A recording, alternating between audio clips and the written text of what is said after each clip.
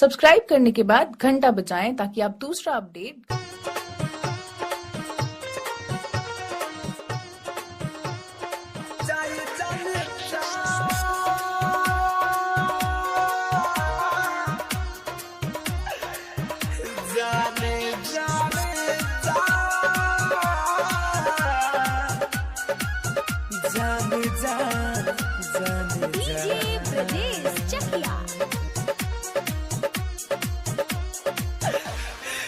सनम जाके पियावा से दिल लगा ली हो, फिर ना हमारा ओर लौट के कबो आई हो।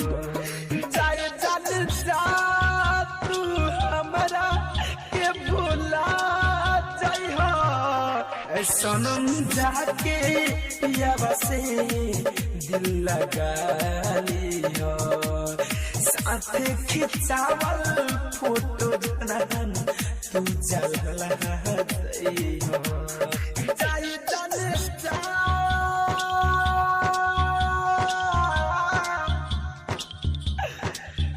जाने जाने जा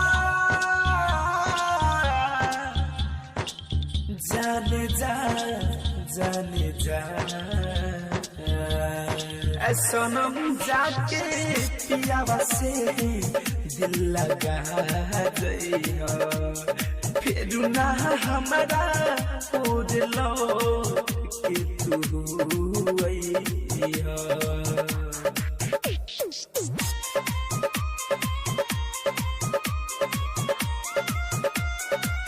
music by Ambe recording studio Delhi.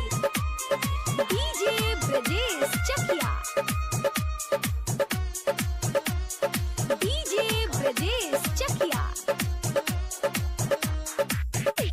हो प्यार तू काके हमारा के सजा दिहलो, जिंदे बानी तब तू हमारा के मुआ दिहलो।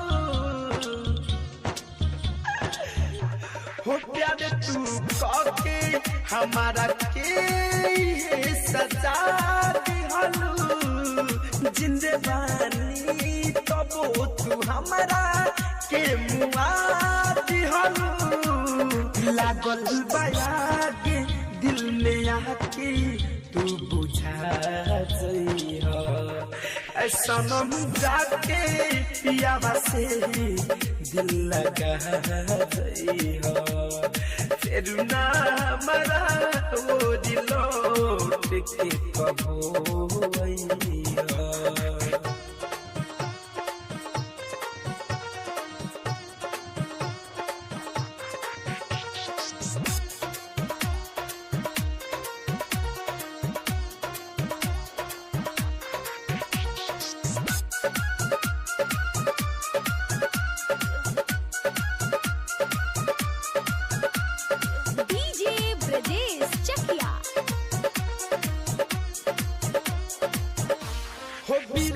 बिहारी अब न करी तो किया, धरी कंधनंजय के न देखबू मुअलो के बाद।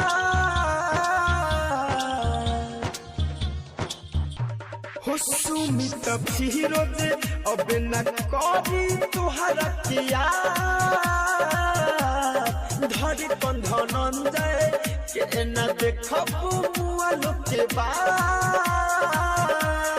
तब वहाँ के हमारा के कपनो राजया, सनम जाके पियावा से दिल लगा जइया, फिर ना हमारा वो लौट के कबो आइया।